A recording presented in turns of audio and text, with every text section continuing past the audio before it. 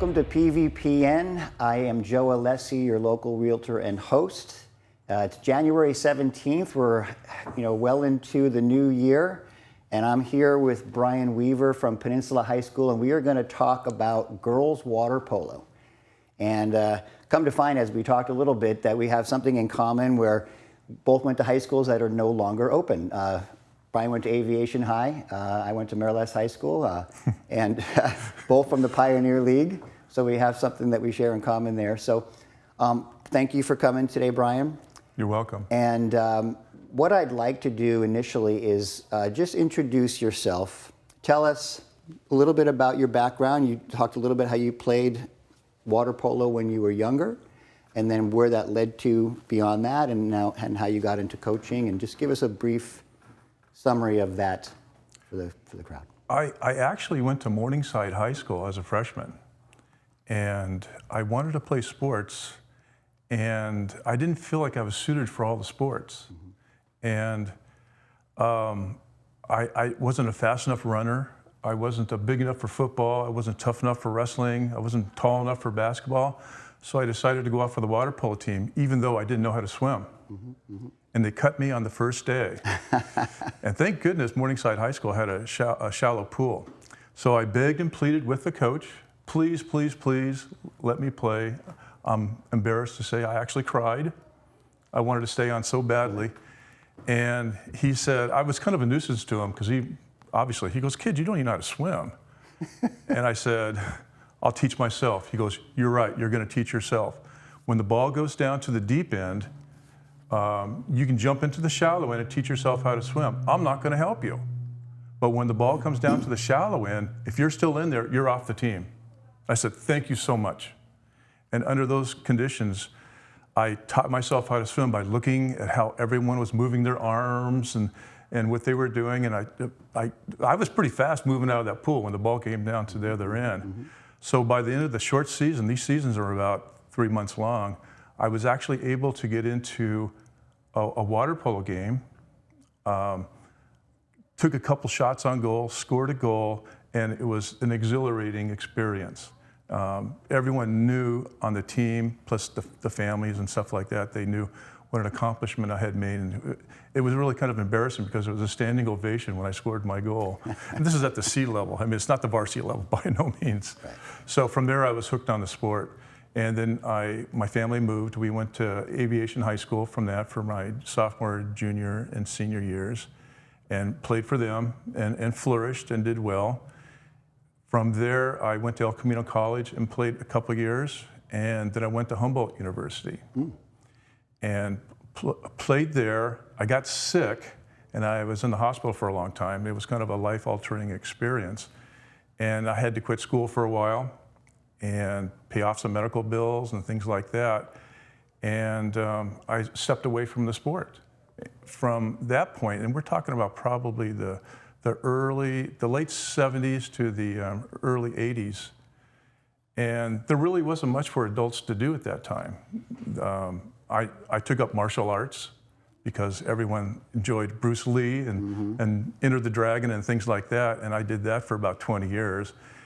And but my real dream was, and my real yearning was to play water polo again, because that's what made me feel most satisfied.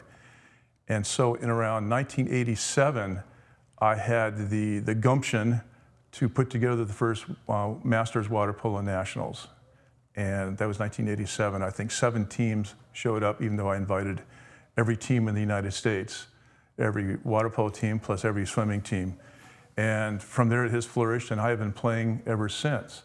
Now, for me, I did go back at my bachelor's degree, and after working in the sales industry for a while, hunting and fishing, I, from there, saw my bosses sitting behind desks and smoking cigarettes and drinking coffee and not being healthy. I went into a career change, and I had a great opportunity to go to Chadwick School and work with their teams there. And I quickly got hired as a full-time teacher, and I was there for 20 years.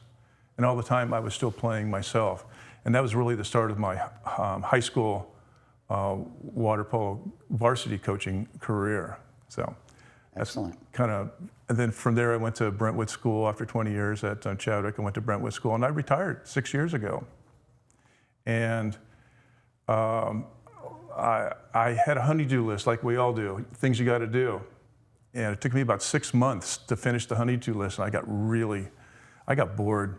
And I saw an ad in the newspaper for a varsity coach at Peninsula High School for the boys team. And I had real apprehension about it, so I interviewed anyway. And in the interview, I said, and by the way, if I don't get the varsity job here, I'm willing to work for free as a volunteer.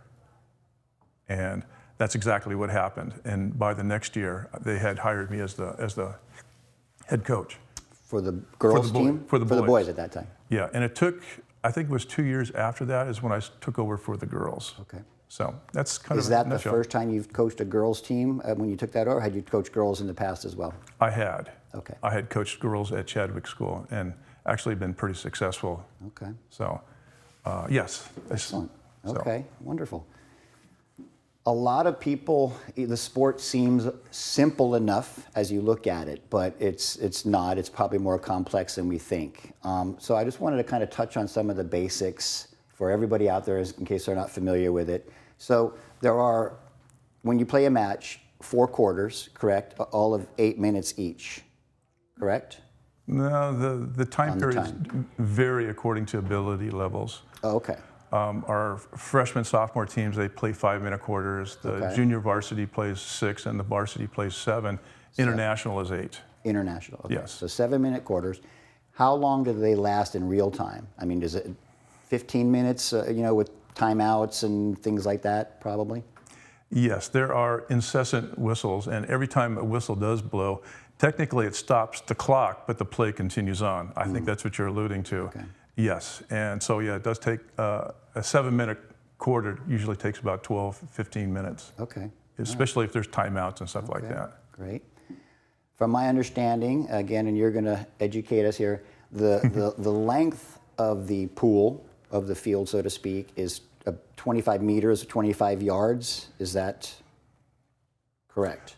High school has different measurements versus international. Okay. So high school, generally, you like to have floating goals, and ideally you would have, from goal post to goal post, you would have a field that would be 25 yards in length. So you would basically, with floating goals, you would have to have a 25-meter pool to play that. I don't want to get too technical here. Yeah. We'll lose the audience for sure. and the width of that is probably about half of that, half the width as far as the length of it, more or less? Yes, it's like 60 to 66 wide. Okay. So, yes. Okay, great. And there is a shot clock, correct? Yes. It's 30 seconds? Yes.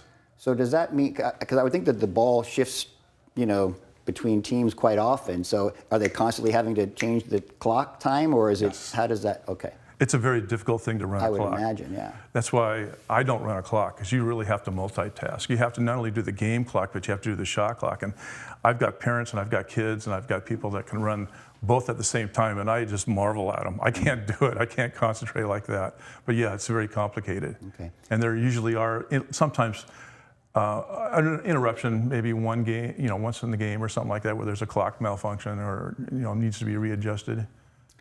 Do you find that it's easy to go over that 30 seconds, or or is someone shooting well within that 30-second frame most of the time? Well, at the younger levels, the less experienced levels, it takes them more time, swimming time, to get to the other end of the pool. Mm-hmm. So they tend to be running out of time constantly. To answer your question,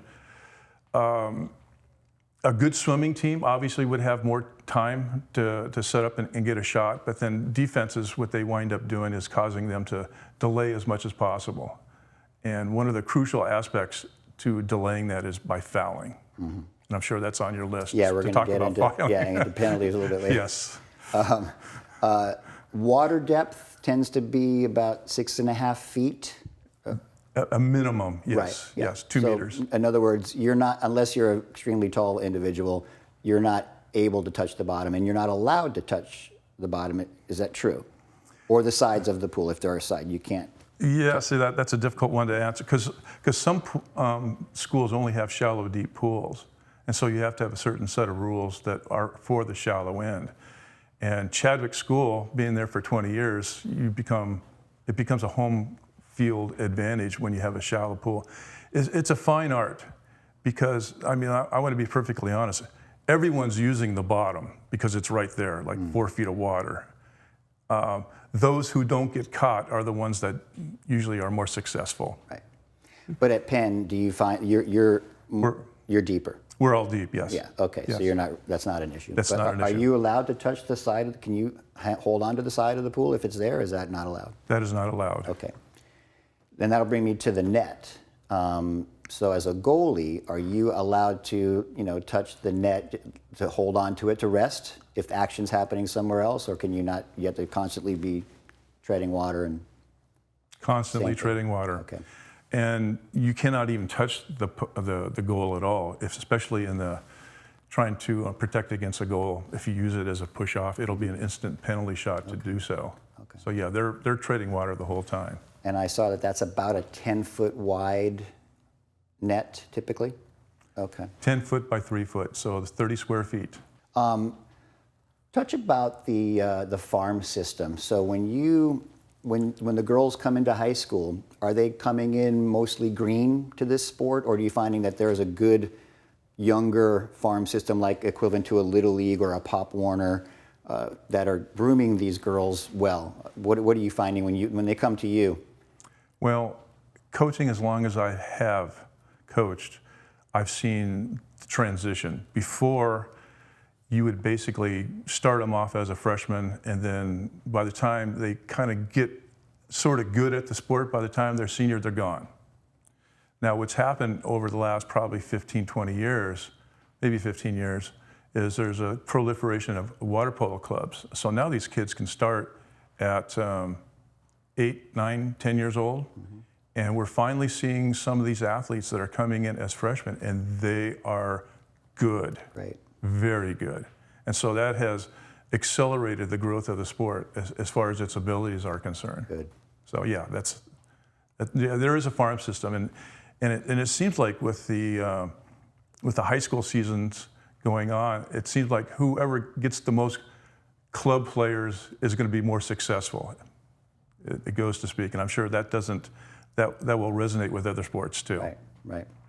I noticed there was a lot of rule changes. I don't know if they happen annually or not, but it seems like most of the rule changes that I've read are to promote scoring and offense. Is that the case for the most part? Yes, and the rule changes are tied to Olympic cycles. So every 4 years you'll see major changes.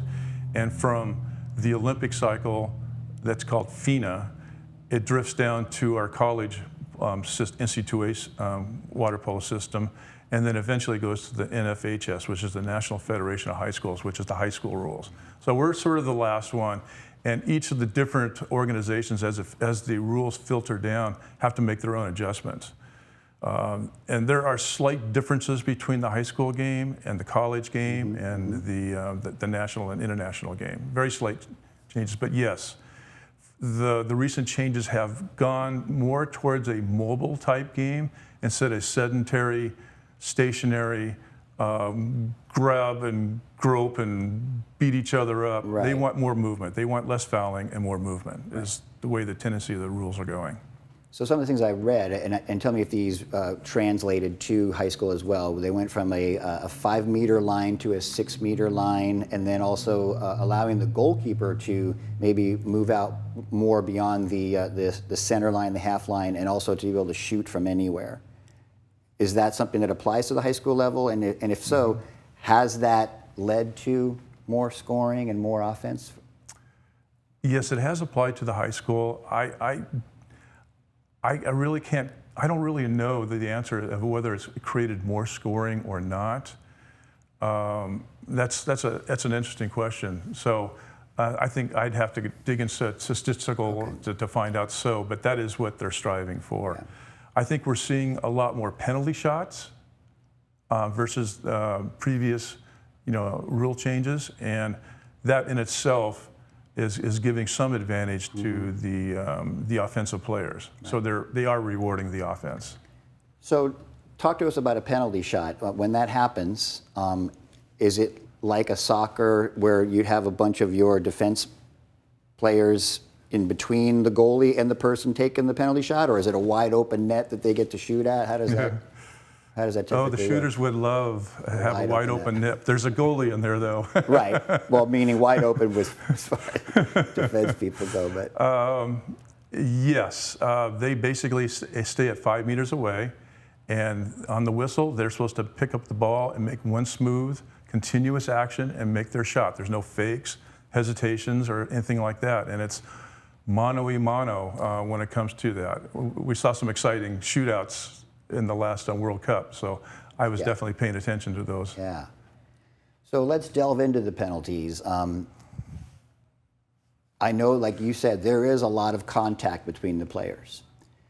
So, like taking football, for example, I mean, there's a lot of, obviously there's contact all the time, but, you know, but a hold or not a hold penalty in football, right, sometimes it's a very fine line. What are the most common penalties that you see happen in your game, and is there like a fine line between that penalty happening versus it not? Ooh, that's an explosive question. Water polo is very unique in that you do have unlimited fouling. You can foul, and as a matter of fact, the team that fouls the smartest and most effectively is going to be very successful. Okay. There are good fouls. Now, so you teach how to foul? For some people, it comes naturally. Okay. Yes, how to foul correctly. Right. Because if you over foul, and then we get into the penalty situation, is what you were suggesting. And the penalties come into when you're not playing for the ball and you're playing on the person. So, for instance, the ball's coming toward, you're guarding someone, you're behind them, and the ball's coming towards them. If I just grab them and just reach out for the ball, if I do like a double foul, that will be an exclusion. It's also called a kick out. You get 3 of those in a game, and they're called your gross fouls. You know, so those you don't really want. You want smart fouling, and as a matter of fact, I was suggesting before that some teams cause delays to force the other team to use up their shot clock. Some teams don't foul at all. They want the clock to run and make the other team stress out about the shot clock. So yes, and then there's the egregious fouls that would basically keep somebody from scoring a goal. Then you get into the penalty shot situation. But yeah, there's constant fouling, and I would say fouling would be basically in the contact is the rule, not the exception. There's constant physicality going on. Does a foul that takes place on, you know, the offensive side of the pool for a team lead to a penalty shot versus if it's happening on their other side where they just, what does that mean? Do they just reestablish the shot clock or give the ball to them, or, you know what I'm saying? Does it, where the penalty takes place in the pool, does that affect what happens with the penalty as far as shooting a penalty shot, you know, or just changing of possession, things like that?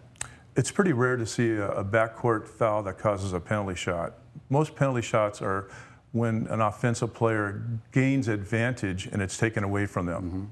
Those are usually the penalty shots. What you would see in the backcourt like that would be more of your exclusions. Like I said, any combination of exclusions or penalty shots would be a combination of 3, then you're out of the game. Okay. So. Do you ever, like hockey, does that someone, when a penalty happens, ever have to leave the pool and you're short-handed as well? Okay. Yes. So if it's a regular exclusion, they're excluded for 20 seconds. Okay. And they have to go into like a designated penalty area. And yes, it's very much like hockey. As a matter of fact, for years I had a season tickets for hockey to the Kings, and I would study their man-down situations, how they move the puck around, and it translated over to water polo. But yes, as a matter of fact, I'd say a lot of teams, half of their offense is derived from 6-on-5s, man-down situation. So it is a very important part of the game. Yeah. You definitely want to lure someone into committing an atrocity against you. And these are the things we're teaching our kids how to play. Yeah. So yeah, water polo draws a certain type of kid, and we get some really great, energetic kids that just really love the game. We're really pleased about that. Nice. I was reading the goalie is described as being one of the hardest positions and the most important position. Also that if they save at a 50% clip, that's a pretty successful goalie. Correct. Right? Yes. Is that, at the high school level, what kind of save percentage are you happy with, and what most common? What's the more common save ratio for a high school goalie? Well, where you see an excellent goalie, you see a very successful team. And unfortunately, a lot of times when goals are scored, the poor goalie, they have to pick up the ball in the back of the cage. And most times it's not even their fault. It's a defensive failure.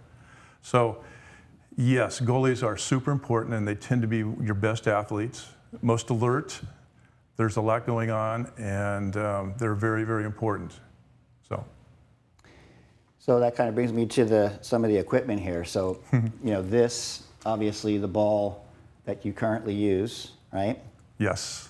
Does the goalie get to wear any gloves at all? Or is it's just your bare hand that you're dealing with? It's bare hands. Okay. The only privileges that they get, and it's hardly ever used, is they can clench a fist to block a shot, but you hardly ever see that. And that's sort of a carryover from soccer. Right. And they can touch the ball with two hands. Right, yes, yeah. Whereas all the other players can only use one hand. That is correct. They can switch between hands, but they just can't. And they can't switch right here in front of their face. They have to switch out in front of them. Okay. As a matter of fact, grab this ball. Yeah. Well, it's kind of sticky there, huh? A little bit. Yeah, it's a lot. When it gets wet, there's a special texture on there to make it so when it's wet that you can grip the ball. Yeah. This is a size 4, and this is played for the girls' high school, and it's also played for women's Olympics size 4. So can you grip it? Barely. Yeah, look at that. Yeah. Barely, but honestly, I mean, obviously, the size of your hand is critical, and I would assume, girls, if they have a large hand, is fantastic, but if not, I mean. And I saw them in practice. They're wielding this thing around, and they're doing a great job with it. So they got an amazing technique, as well as obviously hand size being important. Right. You brought a vintage ball over here. If you want to maybe talk about before and after, what's changed. Well, what you're seeing right here is probably 80 years of evolution of water polo balls. This right here, from what I understand, there's only maybe 1 or 2 other of these leather water polo balls in experience, actually leather. This one was made by Spalding. And this one I was able to get on the eBay one time. And this particular one, as you can see there, it says USN, United States Navy on it. Wow. So this was a wartime, or post-war, slightly post-war from the 40s and the 50s. And what they would do, each ship would have their own water polo team. So when they would come to port, the ships would obviously moor next to each other. They'd set up the goals, and one ship would play water polo against the other ship. And so there were some fierce water polo games. Nice. Sounds like fun, huh? Yeah. What is the value of that today? Is there? I don't know. Okay. And this will eventually go to USA Water Polo once they build their brand new facility, and they're going to have a little museum. I've already been contacted. Nice. So this will eventually go. And so where are they doing? Find yourself a treasure right there. Yeah, and where are they doing that? Got to say that I touched the ball in the museum before it goes behind the glass like the Mona Lisa.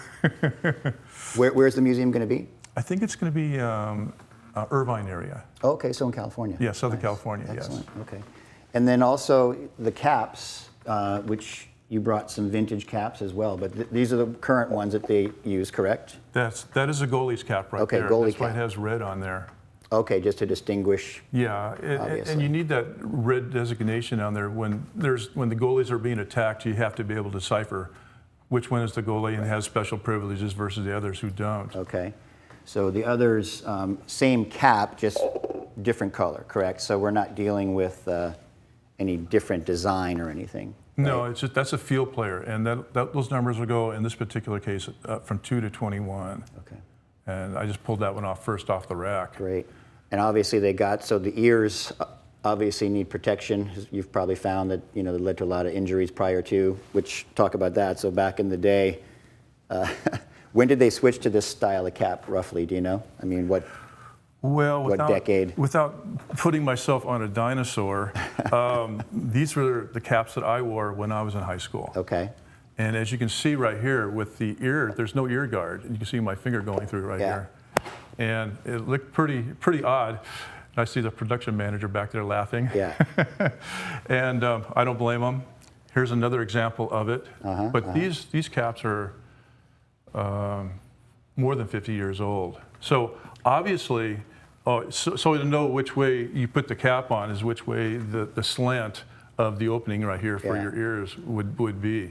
So not giving you any protection whatsoever, just mainly be able to distinguish between the two teams, right? Exactly. Pretty much, right? So obviously there was some type of ear problems, people breaking eardrums and getting slapped in the ear, follow through on a shot, hit somebody. Yeah. And that's really the only safety device that they have for the players. Those Speedos don't offer much protection. So girls, obviously, they have the bathing suit that would come up here, so you could have a color as well going with that to help distinguish. Boys, I would assume, are just bare-chested, or do they also make them play with a top to help? The boys are like they got like a trunk, and they're bare-chested. Okay. The ladies obviously have their full suits. And what's interesting is there's a lot more grabbing, girls grabbing each other, grabbing suit material and taking advantage of like trying to steer the ramp for positioning and stuff like that. You see less of that with the boys' side. So that's unfortunately one of the things that the girls have to deal with is suit grabbing. And it seems to be proliferating too. It's getting worse and worse. I'm Joe Alessi. I am a broker associate with RE/MAX Estate Properties.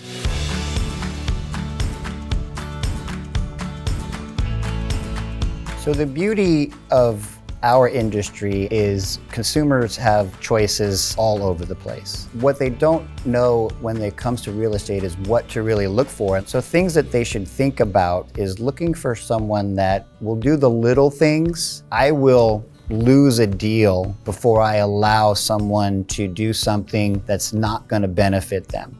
I've been with RE/MAX Estate Properties about 11 years now. The clientele I work with can be very vast, from someone buying their first home, of course, to someone upsizing their home. Could be a lot of different things that they're looking for.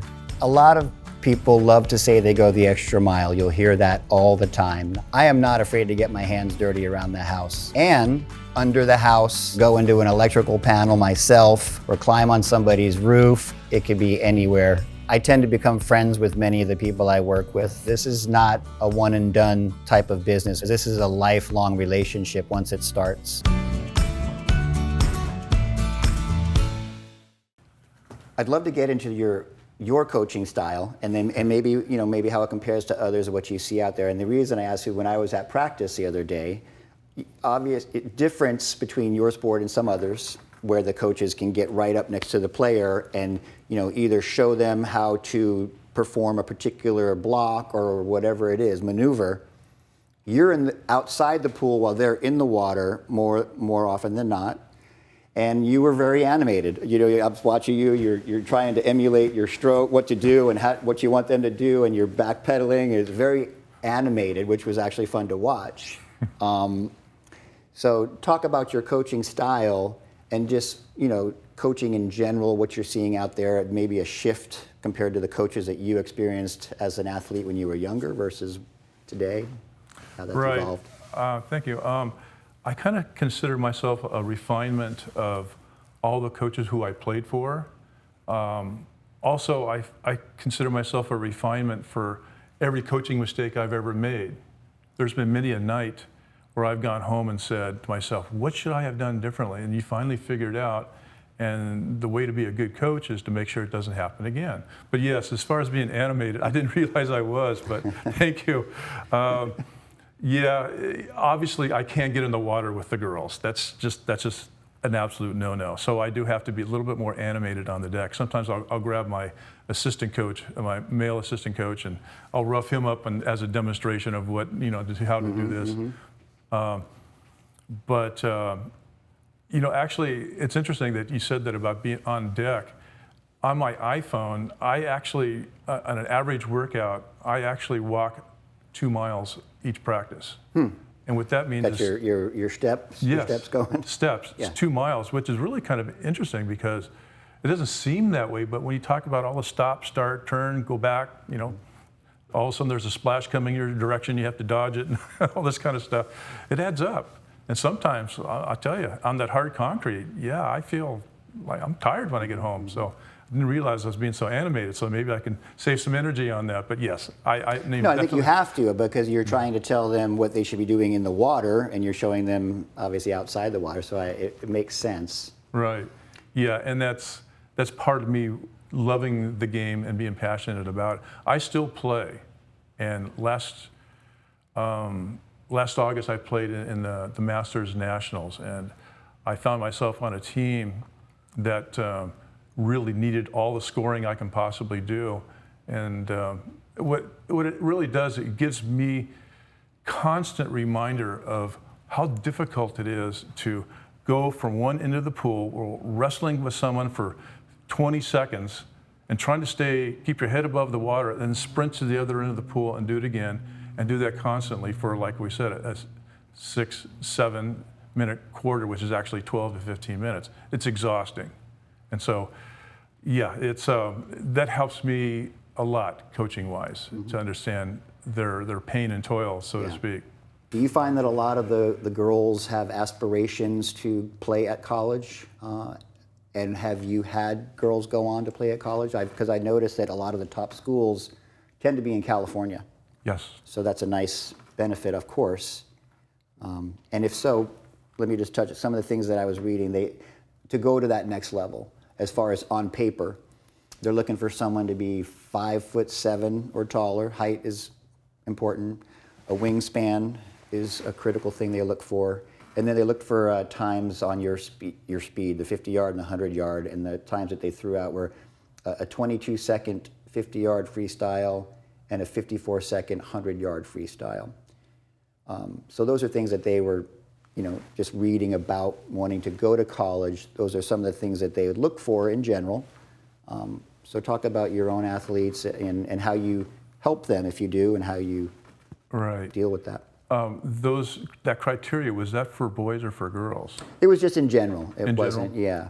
Those would be exceptional attributes for females, and those would be college alert type stuff. Like they would definitely get their attention.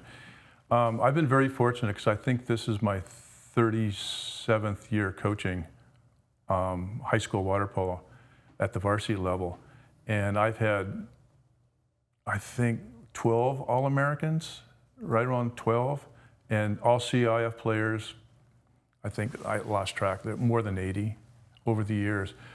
Those who have gone on, I've had some scholarship players, like full rides, Division I to Stanford. A couple went to Stanford, had them going elsewhere. So yes, looking at my team this year, there are about three girls that have, I would say, are definite promise college potential. But you have to understand too is that if you look at, I think the statistical basis is that like 1 out of 100 athletes actually go on to college, and then at college 1 out of 100 actually go on to the Olympic team. So you're talking about some real extreme numbers, odds against you. What we see a lot of is, especially on the Hill, it's not necessarily that they want a scholarship for money. They just want entry into some of the best schools. Yeah, it helps. It helps a lot to get on the list, so to speak. And that's a whole different subject right there. But yes, I have some girls that are definitely of that potential, and they're young, and that's one of the things I do go over with the girls, what their aspirations are, and I find out through their parents, and make sure everything stays in line. Because sometimes they may think they can, but they really can't. And then those who don't have no idea, you just have to encourage them, saying, you have potential here. You start working hard. Right. So yes, it's an interesting game. So those times on the 50 and the 100, what at your level, what times are standout times for you? You say, wow, they just swam that. That's a really good time. What do you find? We're talking about for females? Yeah. To get solid attention, I say 24, 25 seconds in a 50. There's not many ladies that are in the 22s and the 23s. That's very exceptional. Yeah. And of course, if they are and they're great water polo players, they don't need my help. They're going to get to where they need to go, where they want to go. So yeah, we're talking about the fringe getting attention, and where you have to get the attention of a college coach and say, hey, I've got somebody here. Now that's one of the advantages that I bring, in that not only have I been around for a long time and I know this college recruiting process extremely well, I have a tremendous amount of contacts with, as a matter of fact, most of the colleges. I know somebody, I know the coaches, I played against them, or, you know, it's really helpful to have a familiar face. And I've actually had some colleges call up and say, who do you have? We'll take what you got. And that happened a lot when I was at Chadwick School. They say, who do you have? We'll take them. Yeah. So. That's great. Well, let's end this by talking about the Bay League. I know you just had your first match against Redondo, and you were telling me that went back and forth. They're a pretty good foe for you, and you did come out on top at the end there. So talk about that game, your expectations for the Bay League this year, and is the Bay League on the girls' level, does it tend to fluctuate year to year between who's on top, or do you find that typically one or two schools are always there at the top? Well, I'll take your last question first. Miracosta tends to be on top quite a bit. Okay. They've got some super teams there. Yes, that was a tough game last Thursday, and there was a lot of background going on to that game. That game right there, a victory against Redondo would have meant the 700th varsity coaching victory in my career. The girls knew about that, and it was splashed in the Daily Breeze, and there was some added pressure there. Yeah.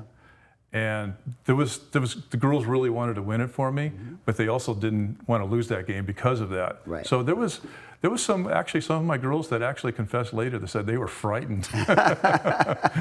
Okay, great. But yeah, but the best part about that was not so much the significance of my 700th victory. It was that the girls got into a situation of being a lot of pressure, and they had to perform under pressure. Yeah. And that's what it's all about. That's what the playoffs are all about. And unfortunately, there is an intense Bay League competition. The top 3 teams in the 6-team Bay League will get an automatic berth into the CIF playoffs.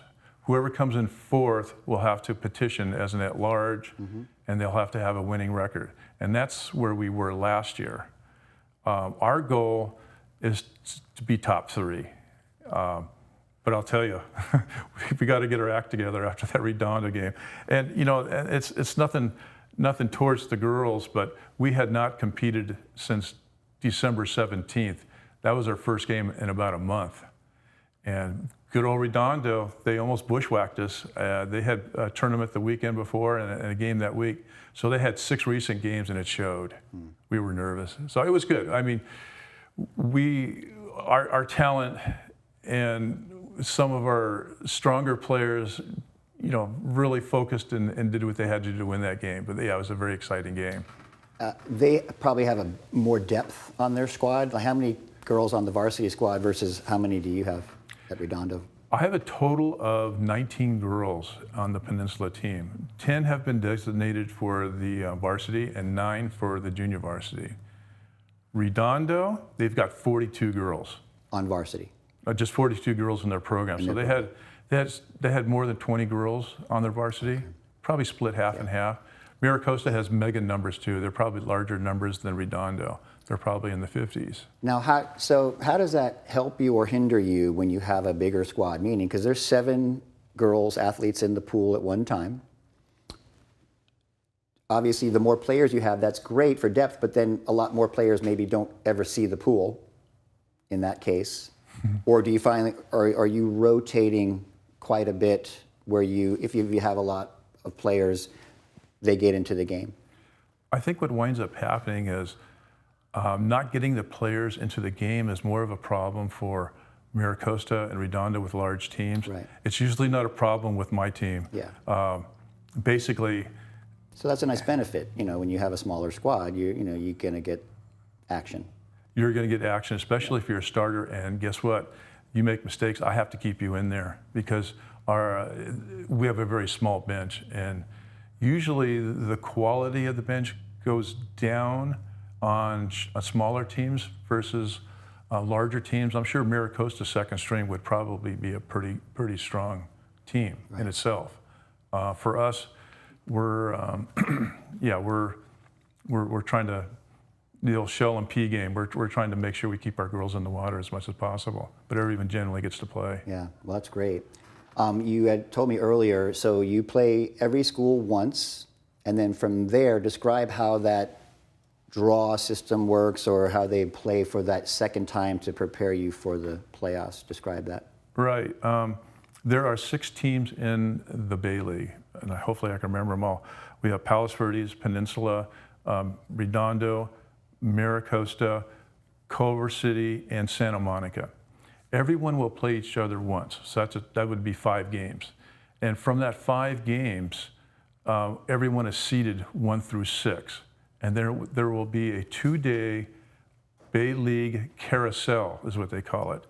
And I can't remember the actual formula, but for instance, 1 will play 5, 2 will play 6, and there'll be two games. One would be sort of a winner's game, and then the second one will be they'll determine the final league positionings. What's interesting about the league positionings is, like I said, the top 3 will automatically qualify for CIF. Miracosta and Redondo Miracosta is a Division I team. Peninsula, Redondo, Santa Monica are Division III. Palos Verdes, I believe, is 4, as well as Culver City. So top 3 qualify from the league, and they go to their division that they're already qualified in, that they're already been positioned into. Okay. So, yeah, you'll see some fierce competition in about 2 weeks. Well, that's why every league game is very, very important. Critical, yeah. Yes. Well, best of luck with the season. And by the way, we did invite Zachary Graper today, and he was in line to come. Something came up, unfortunately, last minute, so we did want Palos Verdes here as well. Maybe we'll get you back here after your 800th victory? No. No? Yeah, it took me a long time. It took me a long time to get to 700. It took me 1,100 games to get to 700 victories, so you can do the math. That's 400 losses. So I know that I've lost more games than coaches have actually coached. So there's a lot of experience here. And sometimes I might forget the names of my players, but I can still do it. But no, not 800. See, I started when I was in the 30s when I went to education. Now, if I had those extra 6 years of coming out of college and going straight to a school and then teaching and coaching at that time, yeah, I probably most likely would be around 8, 9, maybe 1,000. But I don't look at it that way. I'm just really happy with 700. Great. So. Well, congratulations. Thank you. Best of luck, I said, in the league this year and in the playoffs. Okay. Hopefully you'll be in. Yes. And thank you for tuning in, and please subscribe. Hopefully you enjoyed the day.